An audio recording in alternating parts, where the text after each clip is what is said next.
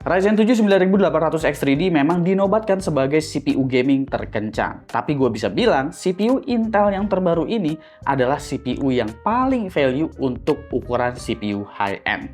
Ini adalah Intel Core Ultra 7 270K Plus yang belum lama ini rilis secara global dengan harga yang cukup mengejutkan dan juga sebuah refreshment yang lumayan mengejutkan mengingat ini adalah sebuah Core Ultra 7.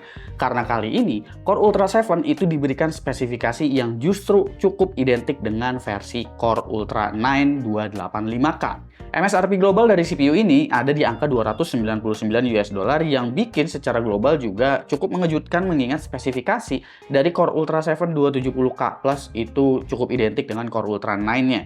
Spesifikasi dari CPU ini memiliki total 24 core, 24 thread yang terdiri dari 8 P-core dan juga 16 E-core. Arsitekturnya ini sebetulnya ialah sama-sama Arrow Lake, jadi kita sebut aja ini sebagai Arrow Lake Refresh dengan fabrikasi TSMC N3B. Config ini identik dengan Core Ultra 9 285K, hanya selisih sedikit di bagian clock speed-nya. Lineup Core Ultra 7 sebelumnya memiliki total 20 core, yang berarti ada peningkatan 4 core di seri refresh ini. Rating TDP itu masih sama ya, di 125 watt, dan turbo boost-nya itu ada di sekitar 250 watt, atau bahkan bisa lebih tergantung dari konfigurasi motherboard atau BIOS motherboard yang kalian pakai. Memiliki iGPU total 4 Xe core yang cukup kalau cuma buat sekedar dijadiin sebagai akselerator untuk decode atau encode video. Menggunakan soket LGA 1851 yang berarti masih bisa menggunakan chipset 800 series.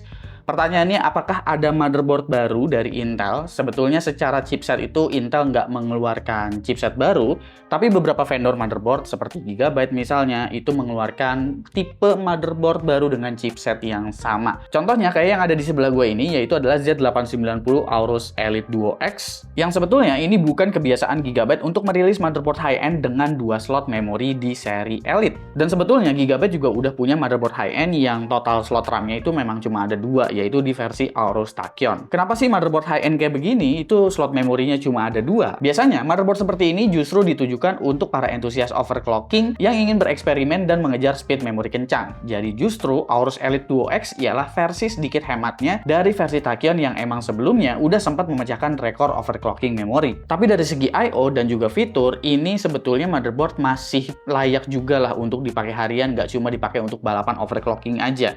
Misalnya di bagian rear I/O-nya yang USB-nya itu udah ada banyak banget, ada 4 USB 2.0, 2 kali USB 3.2 Gen 2, USB 4 disediain, Wi-Fi 7 juga udah integrated di sini, audionya udah ada SPDIF, LAN-nya juga udah 5 gigabit, dan tersedia tentunya tombol power, tombol reset, dan juga Q-flash di bagian belakang. Jadi fitur-fitur untuk mendukung overclocking juga memang tetap diberikan, nggak cuma sekedar 2 slot memori, abis itu bisa dipakai harian aja.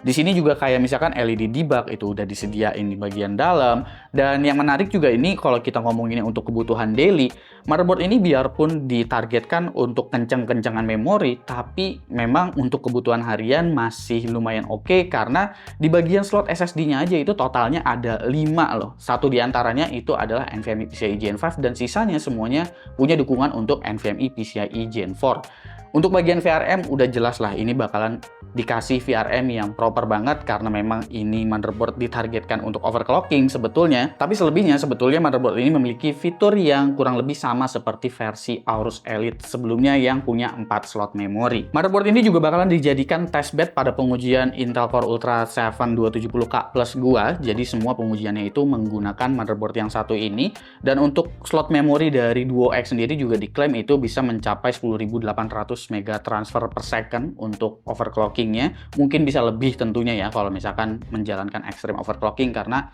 10 ribuan itu bukan jalan pada mode extreme overclocking menggunakan LN2 dan sebagainya. Jadi ini akan dijadikan testbed gue. Selebihnya untuk GPU itu menggunakan RTX 5080 seperti biasa, dan data pembanding untuk benchmark sintetik kayak Cinebench dan lain-lain, temperatur gitu-gitu, itu gue bakalan bandingin dengan banyak prosesor. Tapi untuk benchmark gaming itu gue hanya akan bandingkan dengan 9800X3D karena 9800X3D menjadi CPU gaming yang terkencang. Jadi fokus benchmark gue kali ini ya benchmark gaming. Bedanya adalah kali ini gue nggak hanya benchmark pada resolusi 1080p aja. Gue pingin menargetkan si Core Ultra 7 270K ini, treatment gue itu sebagai sebuah PC high-end yang memang kayaknya rata-rata Yang bakalan beli CPU Core Ultra 7 270K Plus atau 9800 X3D, gue yakin sih pengguna GPU high-end juga.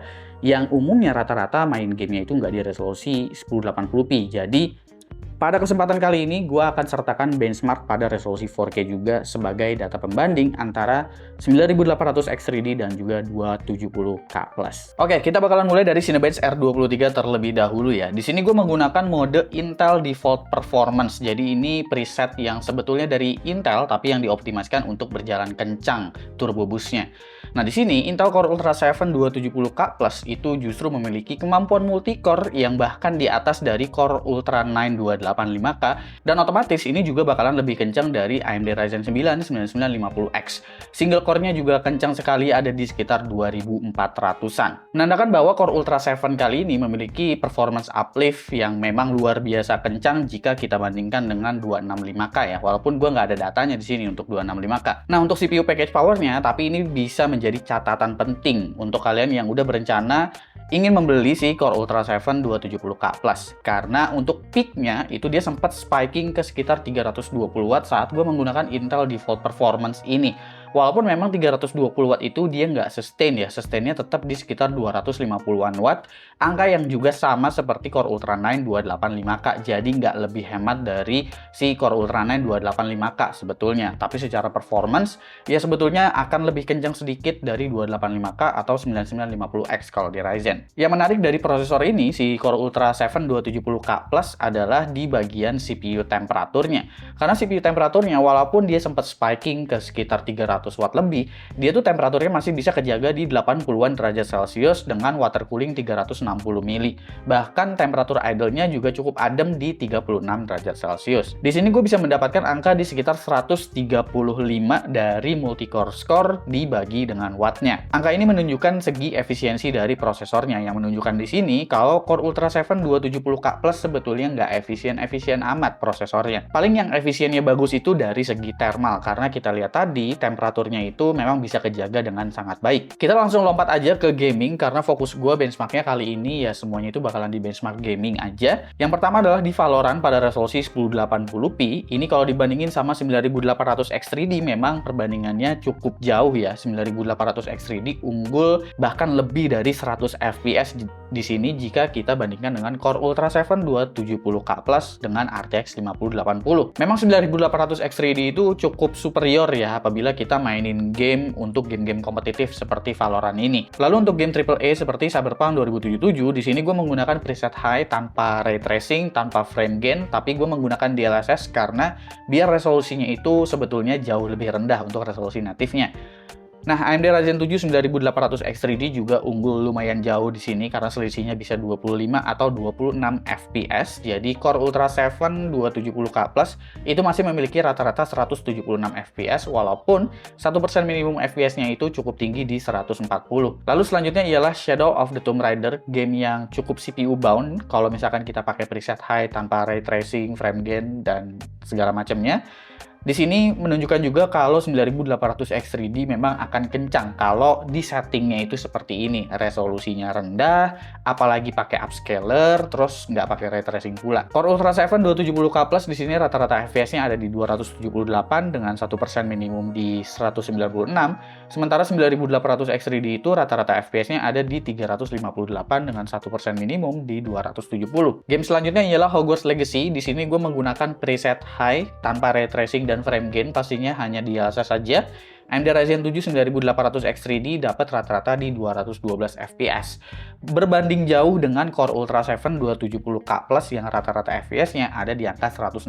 Beda bisa sampai 50-an FPS loh kalau kita mainnya di 1080p upscale dengan preset yang seperti ini. Pada game Horizon Zero Dawn juga perbandingannya di sini cukup jauh ya antara 9800 X3D dan juga Core Ultra 7 270K Plus dengan preset Favor Performance tanpa menggunakan frame gain dan lain sebagainya. Rata-rata FPS untuk 9800 X3D ada di angka 288, sementara Core Ultra 7 270K Plus rata-rata FPS-nya ada di angka 246. Game terakhir untuk resolusi 1080p itu ialah Resident Evil Requiem. Di sini untuk Core Ultra 7 270K Plus itu unggul tipis pada game ini, rata-rata FPS-nya ada di angka 198, sementara 9800 X3D-nya itu ada di angka 170 FPS. Ini perbandingannya cukup jauh sebetulnya, tapi nanti kita lihat juga pada resolusi 4K itu seperti apa. Nah, di resolusi 4K-nya itu untuk Cyberpunk 2077 gue menggunakan preset Ultra, tapi tanpa ray tracing sama sekali, nggak pakai frame gain juga, dan 4K-nya ini menggunakan DLSS quality ya. Semuanya itu 4K-nya kalau ada DLSS, pakainya DLSS quality. 9800 X3D punya rata-rata FPS di 84, Core Ultra 7 270K-nya itu sebetulnya masih tetap ada di bawah 9800 X3D, tapi kita bisa lihat kalau sekarang rata-rata FPS-nya itu ada di 81, yang berarti di sini untuk rata-rata FPS-nya itu semakin dekat, alias perbandingannya nggak terlalu terasa. Bahkan 1% minimum FPS-nya juga cuma selisih 2 FPS aja. Lalu selanjutnya ialah Shadow of the Tomb Raider yang sebelumnya di resolusi 1080p itu bedanya jauh banget dengan si 9800 X3D. Kalau kita geser resolusinya ke 4K dengan preset high tanpa ray tracing, di sini rata-rata FPS-nya juga cukup identik. 9800 X3D ada di angka 234, sementara 270K Plus-nya itu ada di angka 231 untuk rata-rata FPS-nya. Sementara 1% minimum FPS-nya juga selisihnya hanya sekitar 9 FPS. Untuk game Hogwarts Legacy, gue tetap menggunakan preset high dengan resolusi 4K juga di DLSS quality. Di sini juga rata-rata FPS-nya jadi cukup identik. Ryzen 7 9800 X3D punya rata-rata di 149 FPS, sementara 270K Plus itu cuma selisih 2 FPS aja.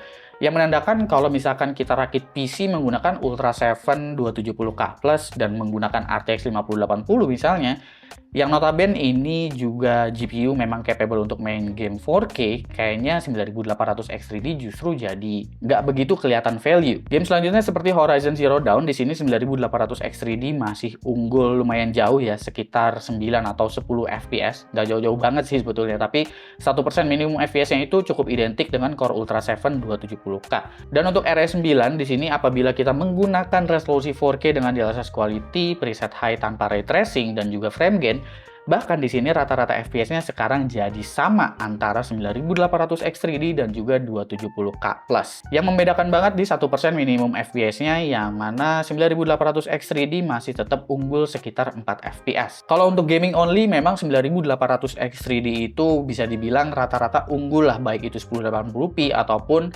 main di resolusi 4K, dan juga unggul di bagian CPU package power apabila kalian itu memang fokusnya hanya untuk bermain game ya. Karena untuk Core Ultra 7 270K Plus di sini apabila kita pakai buat main game, itu dia bakalan narik daya rata-rata di sekitar 110 sampai dengan 115 watt, sementara 9800 X3D itu masih bisa di bawah 100 watt. Selisih sedikit apabila kita pakai prosesor ini untuk main game. Oke, kita masuk di bagian harga dan juga kesimpulan ya untuk Intel Core Ultra 7 270K Plus. Untuk harga sendiri kalau gue cek di marketplace itu ada di angka sekitar 7 jutaan ya, antara 7,3 sampai dengan 7,9 juta tergantung toko yang kalian beli. Jadi pinter-pinter nyari aja dan pastiin bergaransi resmi dari Intel Indonesia. Dan menurut gue si Intel Core Ultra 7 270K Plus ini adalah sebuah prosesor yang lebih murah dari 9800 X3D dengan benefit single core dan multi core terkencang di kelasnya. Bahkan bisa selevel dengan Core Ultra 9 285K. Performa gaming emang bisa dibilang tetap berada di bawah 9800 X3D, terutama pada resolusi 1080p, tapi mengingat prosesor ini harganya lebih murah dan sebetulnya ditargetkan untuk PC yang cukup high-end, akan sangat kecil kemungkinan bermain game pada resolusi 1080p dengan preset grafik yang nggak full mentok. Mayoritas yang biasanya rakit PC dengan CPU high-end kayak begini, biasanya tuh dikombo dengan GPU yang paling nggak selevel dengan RTX 5070 atau bahkan 5080, yang secara performa itu sebetulnya udah cukup ideal untuk bermain game pada resolusi 4K, baik itu di upscale ataupun resolusi native. Dan kemampuan CPU ini jika diajak main game resolusi 4K ya jadinya nggak terpaut jauh juga sih dari 9800 X3D. Gue tahu untuk CPU X3D ketika kita menggunakan RAM single channel itu dia masih tetap bisa optimal jalannya gitu. Tapi untuk ukuran PC yang cukup high-end kayaknya agak aneh semisal gue harus merakit PC spesifikasi GPU yang udah cukup tinggi tapi RAM-nya cuma di 16 GB aja. Kayaknya secara kapasitas mepet walaupun udah cukup optimize di X3D. Jadi pilihan gua jujur aja justru malah lebih naksir ke 270K Plus karena harganya. Ya memang masih ada yang harus dikompromikan dari Core Ultra 7 270K Plus. Misalnya di bagian power deh, karena powernya ini ketika load all core itu bisa load di atas 250 watt tergantung motherboard yang kalian pakai sih sebetulnya. Tapi paling nggak di motherboard Duo X ini dengan preset Intel Default Performance aja, itu performance-nya bisa hit maksimal banget di sekitar 300-an watt walaupun hanya sebentar. Dan saat bermain game juga powernya masih lebih tinggi dari 9800 X3D ya. Menariknya, biarpun CPU ini berjalan cukup tinggi dayanya, tapi di 270K Plus di sini agak berbeda dari segi temperatur karena ternyata temperaturnya justru berjalan sangat adem untuk ukuran CPU yang runningnya bisa sampai 250 sampai dengan 300 watt ya. Jadi kalau main game ya temperaturnya bakalan jadi jauh lebih aman lagi, dan mungkin refresh yang dilakukan Intel salah satunya juga itu ya, ngebikin CPU ini jadi jalan lebih adem dan lebih ramah untuk penggunaan sistem pendingin atau cooling yang kalian pakai di PC kalian nanti. Kira-kira menurut kalian gimana untuk Intel Core Ultra 7 270K Plus? Apakah kalian cukup tertarik dengan gebrakan walaupun refresh dari Intel, tapi ini cukup bikin AMD lumayan panik sih gue rasa karena performanya yang cukup kenceng, apalagi ini performa multicore-nya juga bisa saingan dengan 9950X atau 9950 X3D. Silahkan coba komen di bawah menurut kalian gimana prosesor yang satu ini. Jangan lupa subscribe, gue Suki, dan seperti biasa sampai jumpa di lain kesempatan.